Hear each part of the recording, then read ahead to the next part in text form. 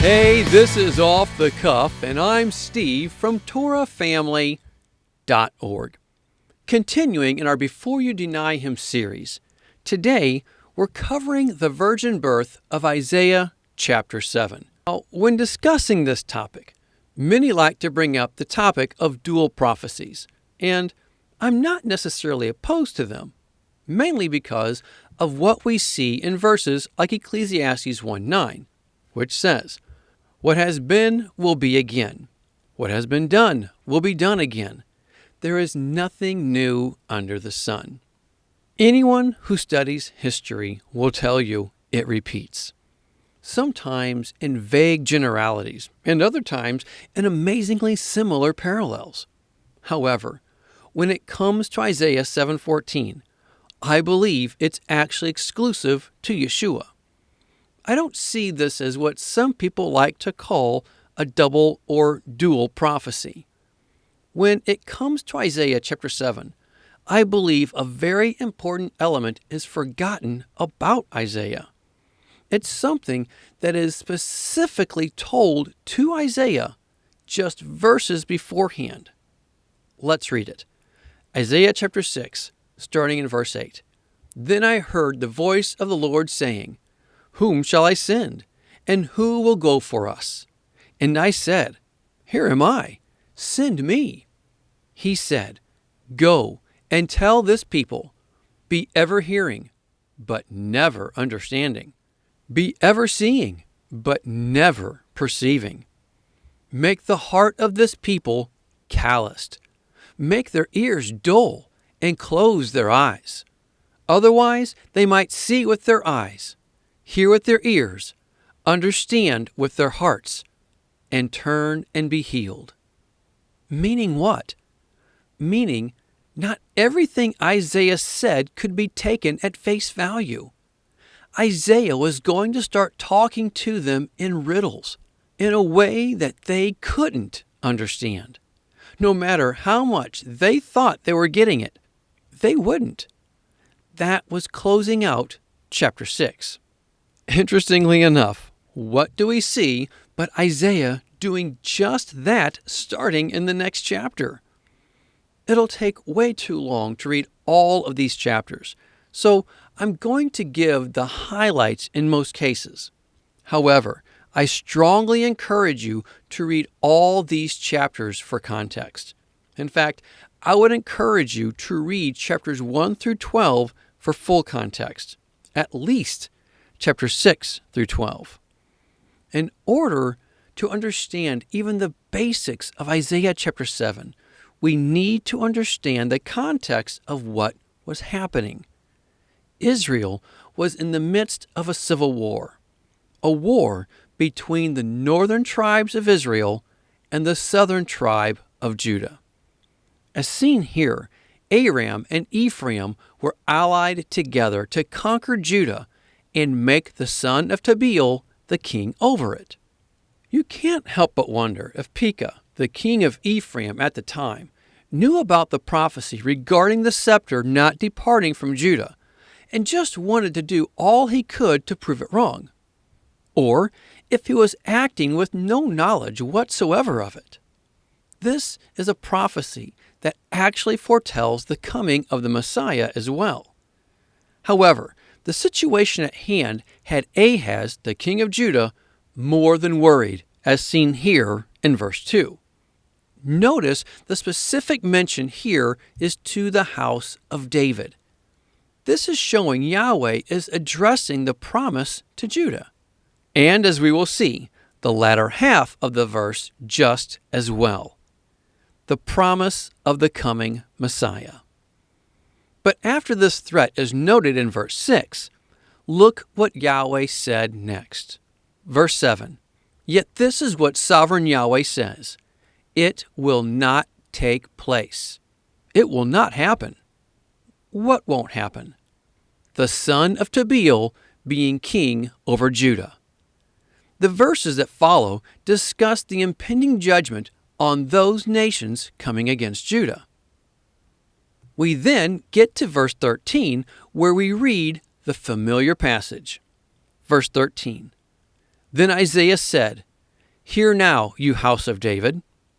Again, please notice the prophecy is addressed to the house of David, to those who the scepter remains. He's about to unveil hints to that prophecy of the coming Messiah as given in Genesis 49:10. Now, back to Isaiah chapter 7. Is it not enough to try the patience of men? Will you try the patience of my God also? Therefore, the Lord himself will give you a sign.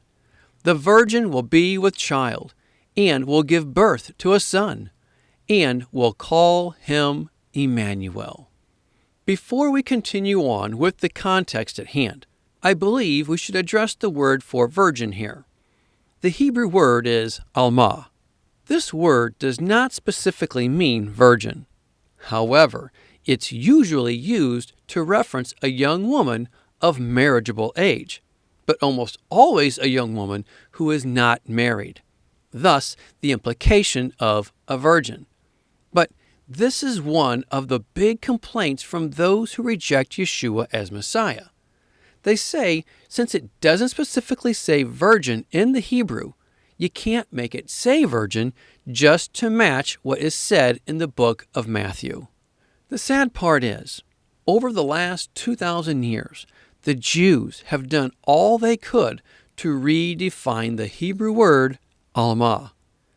It's much like how the term marriage has been redefined by the modern society to mean the union is not just between a man and woman, but now defined to also include a union between two men or between two women. We see this exemplified in Jewish writings like this here. The Mishnah teaches, "Who is the woman characterized as a virgin in this context? It is any woman who did not see the flow of menstrual blood in all her days, even if she was married and experienced bleeding resulting from intercourse consummating her marriage." The sages taught, if she was married and she saw a flow of blood due to her marriage, i.e., blood resulting from the tearing of her hymen, or if she gave birth and saw blood due to the birth, I still call her a virgin in this context. The reason is that when they said virgin here, they meant a menstrual blood virgin, i.e., one who did not yet see a menstrual flow, and not a hymen blood virgin, i.e., one who did not experience bleeding from a torn hymen. This shows they greatly broadened what the term virgin can represent.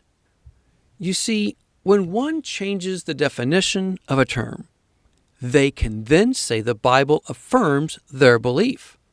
And though scholars may say something of this nature to prove their understanding of the Scriptures is correct, it doesn't mean they're unbiased in their explanation. Pending their upbringing, their religion, if they're Messianic or Messianic through Talmudic traditions, any and all scholars will have their bias. Just as you have different denominations in the Christian faith that agree and disagree on a variety of different topics, you're going to find different sects in Judaism agreeing and disagreeing on multiple topics as well. This topic is no different. Their writings that have been collected over the last 2,000 years show this. But how did the Jews of the New Testament time interpret Isaiah 7:14? To answer that, we need to see how the Jewish leadership from hundreds of years before them would have rendered it. How do we do that? We look to the Septuagint. In fact, it's the Septuagint that Matthew was quoting from. For some, the Septuagint is a controversial topic, especially for the Jews. You see, most Jews say the Septuagint was part of a conspiracy from the Catholic Church to legitimize Yeshua. So, most Jewish scholars will say only the Torah element of the Septuagint is legitimate. they reject the other books that were copied to the Greek. The Septuagint, from the Latin Septuaginta, meaning 70, and abbreviated with the Roman numerals LXX, was written by 70 Jewish scholars. Some sources believe it was 72. Regarding the writing of the Septuagint, the majority of scholars hold that the Torah was translated near the middle of the 3rd century BC, and many other books were translated in the 2nd century BC. The Septuagint has shown where the Hebrew Masoretic text has many errors. The Hebrew Masoretic started being compiled with vowel points roughly 700 to 1,000 years after Yeshua. Again, the Septuagint was compiled hundreds of years before Yeshua. For more on those errors in the Hebrew Masoretic, see the teaching at the bottom of all our daily devotions titled, How Long Were the Israelites in Egypt? The writers of the Septuagint translated the Hebrew word alma from Isaiah 7:14 as Parthenos, virgin, saying it was a virgin who was to give birth, as we see in Matthew chapter 1. Scrolls of Isaiah was found with the Dead Sea Scrolls and gives the Hebrew they had for the 1st century believers. But the Septuagint shows how the Jewish scholars of the time understood it to mean. It shows their understanding of Isaiah with no influence of hate against the Christian believers to influence the direct interpretation. However, since the time of Yeshua, the Jewish leadership has done all they can to point away from Yeshua being the Messiah. But the Septuagint was compiled almost 150 years before Yeshua came on the scene. So those who wrote it had no agenda to remove anything that would point to him. All they had was the scriptures to interpret accordingly. But again, ever since Yeshua came, they've constantly done all they can to discredit the validity of anything that would point to Yeshua, often referring to it only as a conspiracy for the purpose of propagating the message of Yeshua. So, in essence, you can believe the Jews who say the Septuagint was a conspiracy to validate Yeshua, or you can believe the Septuagint, which contained the book of Isaiah, existed before Yeshua, and that's why many of the New Testament authors quoted from it. Though many Jews won't accept it, the New Testament is proof the Septuagint was written before the New Testament. They didn't have time to write the whole Old Testament in Greek while making their own writings at the same time.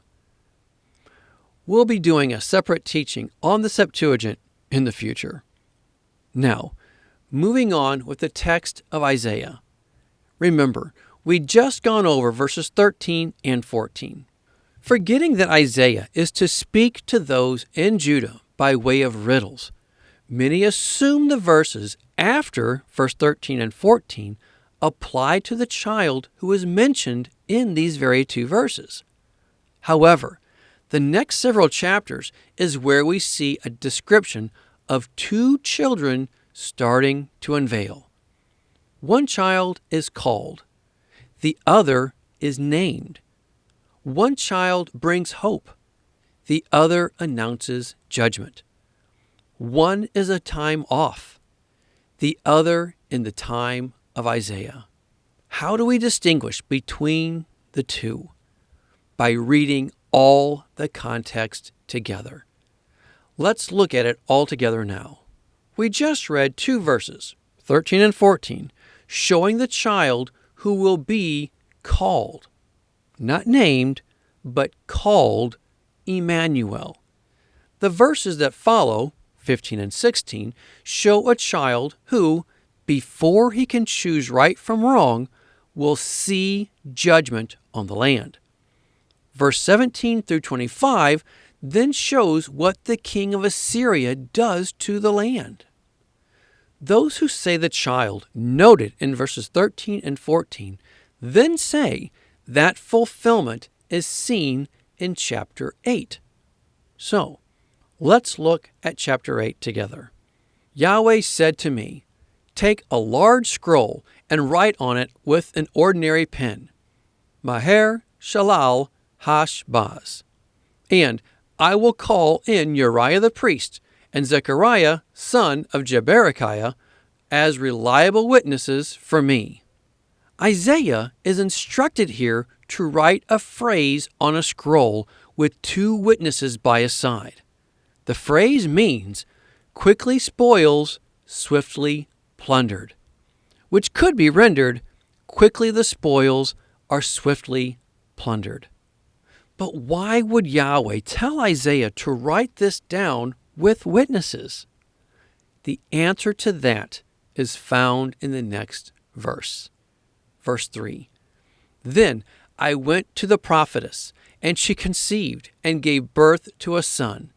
And Yahweh said to me, "Name him Maher Shalal Hashbaz." This is the verse that many say is the fulfillment of chapter 7, verse 14. However, this says it's the prophetess that gives birth. If this was supposed to be the child from chapter 7, verse 14, why not give the same description of the woman from chapter 7? Why not say it was the Almah who gave birth? Plus, we see this child is given a name, a Shem. This is another distinction given to this child in chapter 8. So, thus far, we see this child in chapter 8 is born of a prophetess and is given a specific name. The first child was born of an Almah and was to be called God is with us. That's two distinct differences, two big distinct differences. Plus, you're not going to call a child Emmanuel, who Yahweh gives the name that literally means quickly the spoils are swiftly plundered. But that's not all. Notice in verse 3 how Yahweh gave the instruction to Isaiah to name the child. What child would Isaiah name but his own? Again, verse 3 says, "Then I went to the prophetess, and she conceived and gave birth to a son. And Yahweh said to me, Name him Maher Shalal Hashbaz." It doesn't say Isaiah went and saw the prophetess give birth to a son. No, it says he went to the prophetess. She conceived and gave birth to a son, implying this child is actually Isaiah's son. The prophetess is his wife. Thus, the command to Isaiah to actually name the child. So the child with the name, Shem, that means quickly the spoils are swiftly plundered, was the son of Isaiah. In fact, 15 verses later, we see Isaiah declare his children are a sign to the people. Verse 18, "Here am I, and the children Yahweh has given me. We are signs and symbols in Israel from Yahweh Almighty, who dwells on Mount Zion." What was the sign? That judgment was coming to the rebellious people of both Ephraim and Judah. In fact, look at Isaiah's words just before he declares how his family is a sign to the people. Verse 16, "Bind up the testimony and seal up the law among my disciples. I will wait for Yahweh, who is hiding his face from the house of Jacob. I will put my trust in him." His family was a sign in how Yahweh was hiding his face from them. He was hiding his face from them. How can this child be called God is with us when he is showing himself to not be with them? he's hiding his face from them. Plus, notice the parallel between Isaiah's son and the one noted in chapter 7. The child mentioned from verse 15 on, again in chapter 7. Notice verse 16. Verse 16 says, before the child is able to choose between right from wrong, the king of Assyria brings judgment on those invading Judah. Now, notice what is said of Isaiah's son. Chapter 8, verse 4. Before the boy knows how to say, my father, or my mother, the wealth of Damascus and the plunder of Samaria will be carried off by the king of Assyria. Thus, these verses are discussing the very same child, the one who would be assigned to the people for the coming judgment. Yahweh is doing the same with Isaiah and his children as he did with Hosea and his children. They and their names were signs to the people. Then, to add to the riddle, Isaiah speaks of the present circumstance while addressing the one called Emmanuel. He's declaring that judgment won't just fall on Aram and Ephraim, but also on the land of Judah, the land of Emmanuel. Chapter 8, verse 7. Therefore, the Lord is about to bring against them the mighty floodwaters of the river, the king of Assyria with all his pomp. It will overflow all its channels, run over all its banks, and sweep on into Judah, swirling over it, passing through it, and reaching up to the neck. Its outspread wings will cover the breadth of your land, O Emmanuel. Then we see the next verse addressing the nations that rise to attack the land. But it addresses the nations, plural, not Assyria. These verses show what the one who is called Emmanuel will do to the nations, plural, who invade together in the future. Verse 9. Raise the war cry, you nations, and be shattered. Listen, all you distant lands. Prepare for battle and be shattered. Prepare for battle and be shattered. Devise your strategy, but it will be thwarted. Propose your plan, but it will not stand. For God is with us.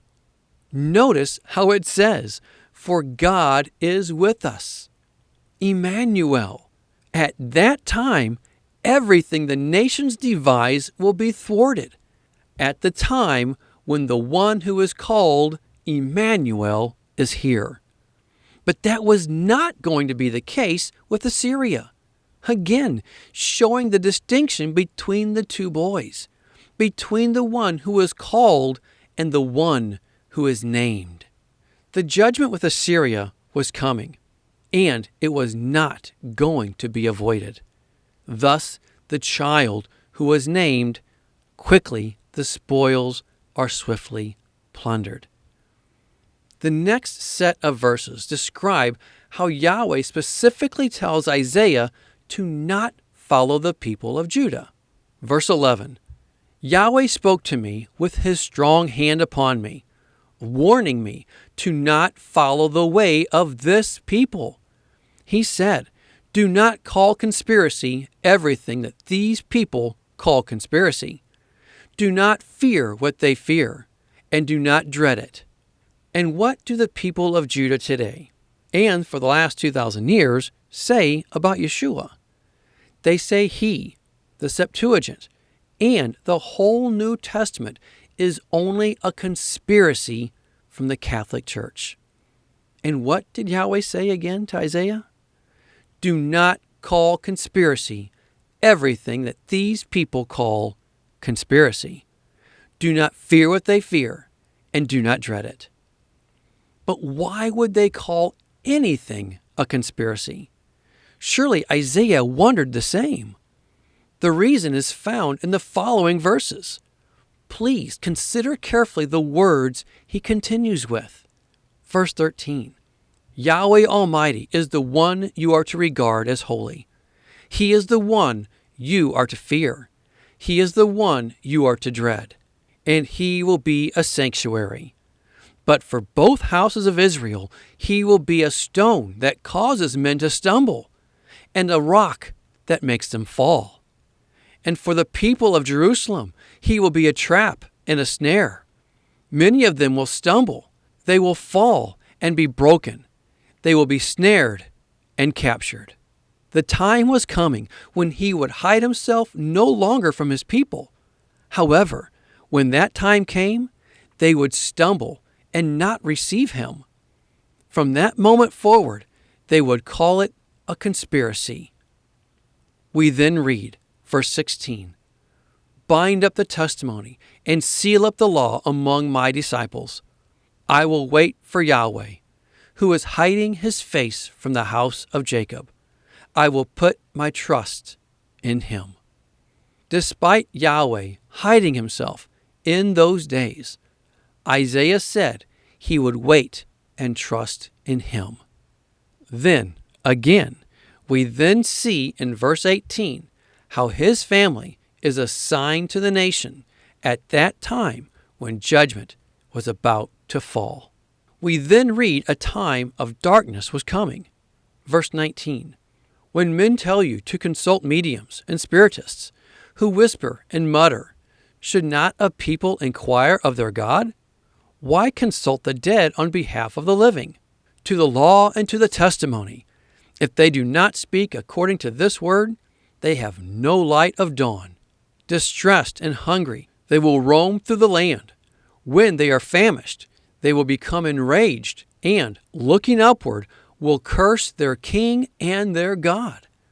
Then they will look toward the earth and see only distress and darkness and fearful gloom, and they will be thrust into utter darkness." It's during this time of darkness when we see he will hide his face no more. In fact, it's in the following verses when we see the boy of Isaiah 7:14. "Nevertheless, there will be no more gloom for those who are in distress. In the past, he humbled the land of Zebulun and the land of Naphtali, but in the future, he will honor Galilee of the Gentiles, by the way of the sea, along the Jordan.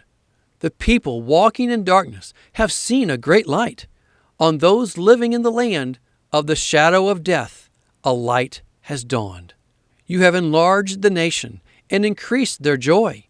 They rejoice before you as people rejoice at the harvest, as men rejoice when dividing the plunder.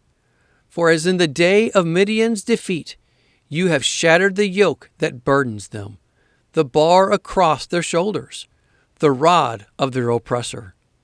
Every warrior's boot used in battle, and every garment rolled in blood will be destined for burning, will be fuel for the fire. For to us a child is born, to us a son is given. For the government will be on his shoulders, and he will be called Wonderful Counselor, Mighty God, Everlasting Father, Prince of Peace. Of the increase of his government and peace there will be no end. He will reign on David's throne and over his kingdom." Again, reaffirming the prophecy to the house of David, which is truly the underlying current in these chapters of Isaiah. Establishing and upholding it with justice and righteousness from that time on and forever. The zeal of Yahweh Almighty will accomplish this. Does this match the one who is called Emmanuel, or the one who is given the name that means quickly spoils, swiftly plundered? This is the child who would be called Emmanuel. Yahweh is speaking through Isaiah in riddles. Isaiah knew it wouldn't be able to be taken at face value. Yet, that's what so many Jews try to do today. They can't distinguish the two children from the beginning. even though the names and characteristics that surround each child are distinctly different. They forget that Yahweh said to Isaiah in chapter 6 and misinterpret what Yahweh gives Isaiah. Isaiah 7 through 9 is a declaration of two births.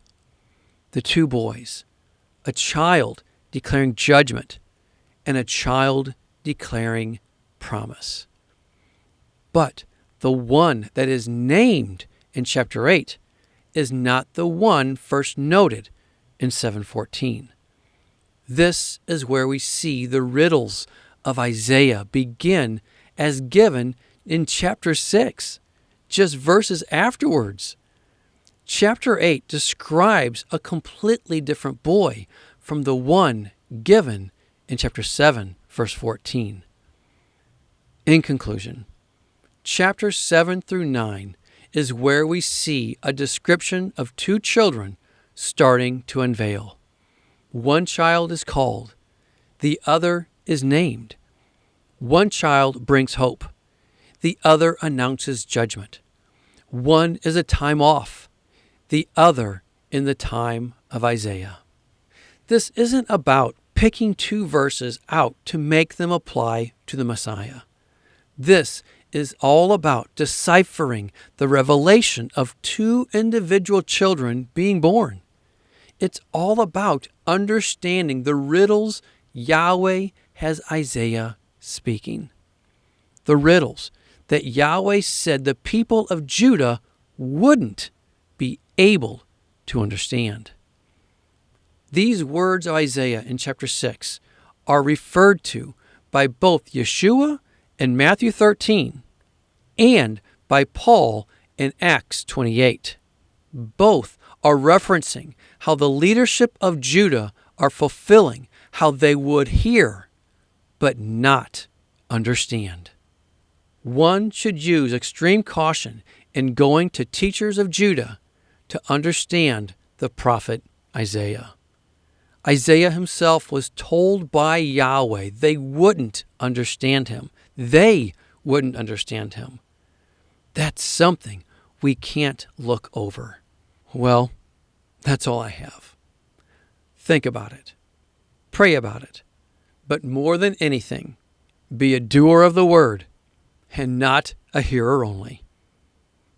Until next time, Shalom.